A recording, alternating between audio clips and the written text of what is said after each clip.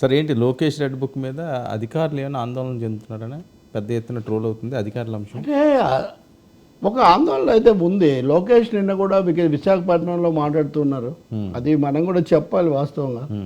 అసలు విశాఖ ఉక్కు ప్రైవేటీకరణ అవుతుందని ఎవరన్నారు, అది ఇది సార్. ప్రైవేటీకరణ కాదని ఎవరన్నారో నాకు చెప్తే, ప్రైవేటీకరణ ఆలోచన మార్చుకుంది కేంద్రం అని మీరు ఒక్క ఉత్తర్వు కానీ ఒక అధికారిక ప్రకటన కానీ చూపించేంత వరకు విశాఖపట్నం ప్రైవేటు బాటలో ఉందనే భావించాల్సి వస్తుంది. అక్కడ కార్మికులు, రాజకీయ పక్షాలు, అధికారులు కూడా, విశాఖ ఉక్కు అధికారులు కూడా మాట్లాడుతుంటారు అప్పుడప్పుడు. వాళ్ళు కూడా చెప్తున్నారు. లోకేష్ కేంద్రం తరఫున బాధ్యత తీసుకొని ప్రైవేటీకరణ ముప్పు లేదనుకోవడం చాలా పొరపాటు. ఇక రెండోది, ఆ సమయంలో రెడ్ బుక్ గురించి కూడా నేను రెడ్ బుక్ అన్ని సభల్లో చెప్పాను. తప్పు చేసిన వాళ్ళని వదిలిపెట్టను. ఓకే, తప్పు చేసిన వాళ్ళని సరైన పద్ధతిలో చేయొచ్చు.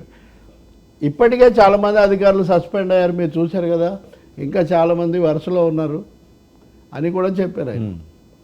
నిజానికి అధికారులలో ఇప్పుడు ఒక 3-4 వేల దరఖాస్తులు ప్రభుత్వం దగ్గర ఉన్నాయి. ఏవి? ఈ అధికారులను మార్చండి, వాళ్ళని పెట్టండి, ఇట్లాంటివి. వాళ్ళు భయపెడుతున్నారు.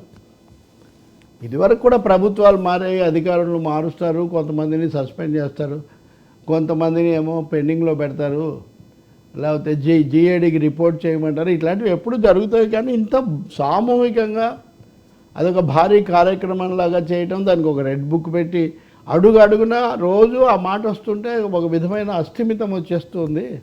ఇందులో పార్టీ ఇవన్నీ ఎక్కువ భాగం అసలు చంద్రబాబు గారి దృష్టికి వస్తున్నాయా, ఇది కూడా అంటున్నారు వాళ్ళు. ఒక ప్రచారం. మరి లోకేష్ దృష్టికి కూడా తేవాల్సిన బాధ్యత మన మీద ఉంది కదా.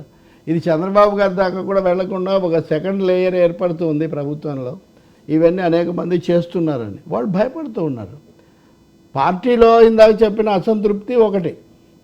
అప్పుడేమో చంద్రబాబు కంటే లోకేష్ మిలిటెంట్గా ఉన్నారని ఆయన మాట చెప్పి పనిచేసాము. ఇప్పుడు ఆయన కూడా మమ్మల్ని చేయట్లేదని పార్టీలో.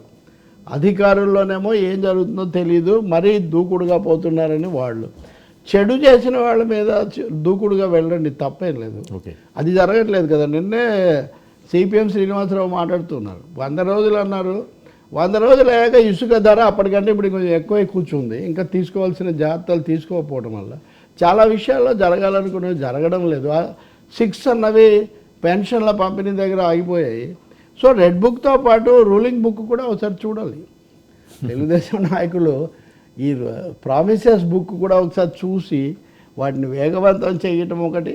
రెండోది, ఏ ప్రభుత్వం అయినా అండి, జగన్ కూడా మొదట అలాగే భావించారు. ఆ పార్టీ వాళ్ళు చివరి వరకు కూడా ఉద్యోగస్తులు పనిచేయరు, ఉద్యోగస్తులు సరిగా రారు, ఇదొక భూతపదంలాగా. టీచర్లు రారు. ఉదాహరణకి ప్రవీణ్ ప్రకాష్ ఏ స్కూల్కి వెళ్ళినా కానీ అక్కడ టీచర్లను హడలు కొట్టడం, వాళ్ళు భయపడిపోవడం, ఎంతమందో.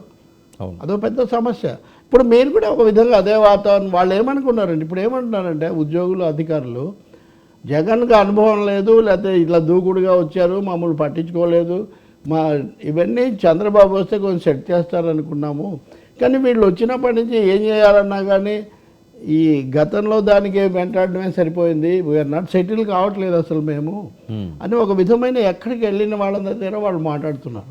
ఇప్పుడు ఇంకా చాలా సస్పెన్షన్లు లైన్లో ఉన్నాయి అని చెప్పడం అంటే ఎలా ఉంటుంది చెప్పండి. మీకు నాకు వేరు.